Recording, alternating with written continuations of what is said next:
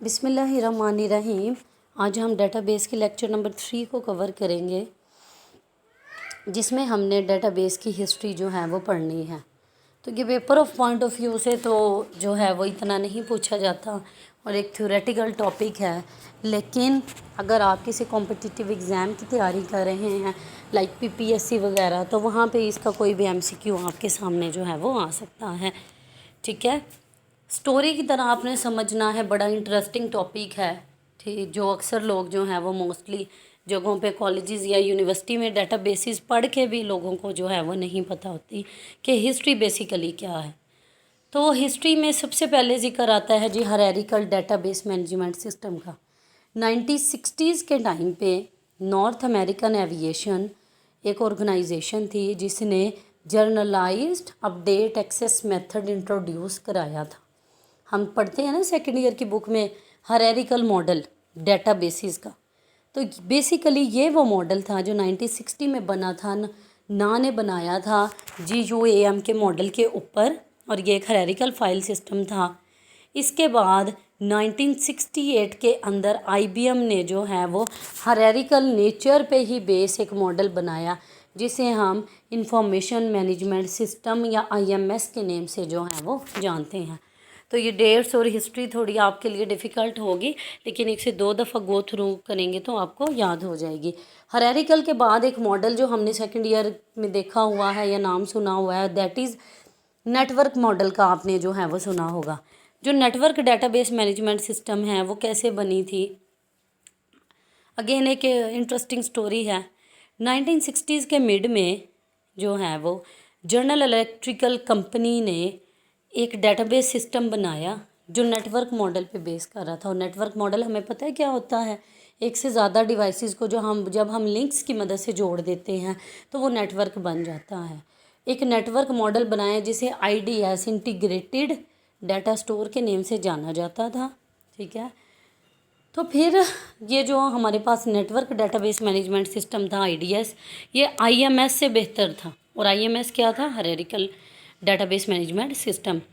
तो इसके बाद एक कॉन्फ्रेंस हुई डाटा सिस्टम एंड लैंग्वेज के ऊपर, जिसने बेसिकली एक ग्रुप बना दिया, एक टीम ऑफ रिसर्चिंग टीम बना दी बेसिकली। ठीक है, जिसका नेम था डेटाबेस टास्क ग्रुप, और उससे ये टास्क असाइन किया कि आपने जो है वो नेटवर्क डेटाबेस मैनेजमेंट सिस्टम के लिए स्टैंडर्ड्स डिफ़ाइन करने हैं और इसे मज़ीद जो है वो रिफ़ाइन करना है।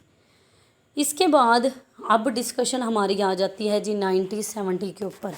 वो डेटाबेसेस वो हम जिक्र करते रहते हैं जी, रिलेशन टेबल प्राइमरी की और फील्ड्स और रिकॉर्ड, सारी की सारी डिस्कशन हम जिसके बारे में पढ़ते हैं वो रिलेशनल डेटाबेस जो है वो एक IBM कंपनी का रिसर्चर था जिसका नेम था EF कोड। उसने 1970 के अंदर एक पेपर पब्लिश किया जिसकी जो टाइटल है वो ये था कि relational model of data for large share data banks. ठीक है, डाटाबेस का नेम नहीं तो उस टाइम पे यूज़ किया जा रहा, डाटा बैंक का नाम यूज़ किया जा रहा है। उसने जो आइडिया पेश किया था बेसिकली वो मैथ की जो एक ब्रांच है रिलेशनल अलजबरा, उस पर बेस कर रहा था। सही है, रिलेशनल अलजबरा से ही रिलेशन का फिर कॉन्सेप्ट निकला था। उसके बाद IBM ने जो है वो इंट्रोड्यूस करवाई लैंग्वेजेस SQL और रिलेशनल डेटाबेसेस इंट्रोड्यूस करा दी कि रिलेशनल डेटाबेस ऐसी डेटाबेस होगी जिसमें टेबल्स के फॉर्म में डाटा स्टोर होगा, और स्टोर किसकी मदद से किया जाएगा जी? स्ट्रक्चर क्वेरी लैंग्वेज की मदद से सारे के सारे ऑपरेशन जो हैं वो किए जाएंगे। और जो रिलेशनल डेटाबेस बनी थी 1970 में उसे कहते थे जी DB2। तो हायरार्किकल मॉडल जो सबसे पहले आया था उसका नाम था IMS, जो नेटवर्क आया उसका नाम था IDS, जो रिलेशनल आया उसका नाम था DB2। इसके बाद 1980 में जो है वो क्लाइंट सर्वर डेटाबेसेस आई। 1969 के अंदर जो है वो ARPA advance research project agency जो USA की है उसने इंटरनेट इंट्रोड्यूस करा दिया, जिसके बाद ऑनलाइन डेटाबेसेस भी जो हैं वो वजूद में आ गई। अगली जो डेटाबेस थी वो थी जी object oriented database management system. Mid 90s में रिसर्च की गई कि रिलेशनल डेटाबेस मैनेजमेंट सिस्टम जो है वो कुछ टाइप डाटा के लिए सूटेबल नहीं है। ऑब्जेक्ट ओरिएंटेड हमें पता है जहाँ पे हमारा डाटा कॉम्प्लिकेटेड आ जाता है, जैसे कि मेडिसिन्स का डाटा है, तो वहाँ पे जो है वो रिलेशनल डाटाबेसेस काम नहीं करती, वहाँ पे हम ऑब्जेक्ट ओरिएंटेड का कॉन्सेप्ट यूज़ करते हैं। तो 1980 में ये कॉन्सेप्ट आया था object oriented database management system का, और 1999 में जो है वो 2 तरह के मॉडल आए डाटाबेसेस के, जो बेस कर रहे थे ऑब्जेक्ट ओरिएंटेशन के आइडिया के ऊपर। Object oriented database management system और object relational database management system. तो जो हमारे पास object oriented database management system था, ये large amount of simple data के लिए, क्योंकि ऑब्जेक्ट ओरिएंटेड डाटा बेसिस वहाँ पे काम करती हैं जहाँ पे डाटा कॉम्प्लेक्स है, और कॉम्प्लेक्स तब होता है जब एक से ज़्यादा जॉइंस लगे हुए हों, जब डाटा की नेचर ही जो है वो कॉम्प्लेक्स हो, नॉर्मल टेक्स्ट ऑडियो वीडियो से हट के हो। तो large amount of simple data के लिए जिसमें कुछ जॉइंस लगे हुए हैं, उसके लिए ये सूटेबल नहीं था बिल्कुल भी। यहाँ पे जो है वो डेटाबेस की बेसिक टर्मिनोलॉजीज़ और कॉन्सेप्ट एंड होता है। अगला जो टॉपिक है वो आता है जी डेटाबेस के आर्किटेक्चर के बारे में। बहुत ही इम्पोर्टेंट टॉपिक है कि डेटाबेस सिस्टम का आर्किटेक्चर जो है वो क्या है। बेसिकली डेटाबेस सिस्टम का जो आर्किटेक्चर है वो एक एब्स्ट्रैक्ट व्यू है।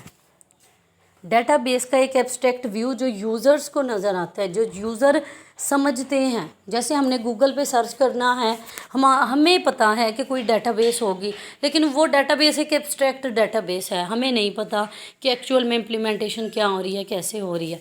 डेटाबेस टास्क ग्रुप ने जो है वो 3 टियर आर्किटेक्चर का आइडिया दिया था डेटाबेस के 1971 के अंदर।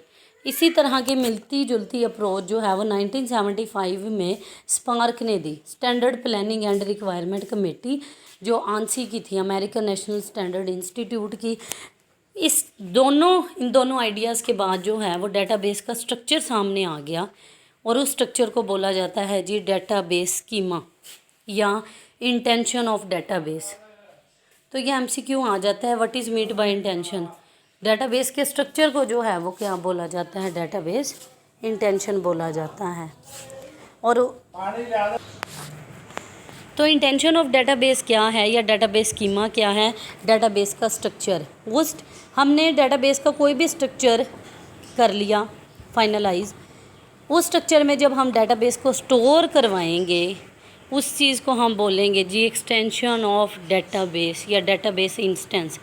What is database schema, what is database intention and what is database instance, या एक्सटेंशन ऑफ डेटाबेस किसे बोला जाता है, ये आपने याद करना है। तो डेटाबेस का जो 3 टियर आर्किटेक्चर है वो इन 3 लेवल्स के ऊपर जो है वो बेस करता है। सबसे पहले external level, then conceptual level, then internal level.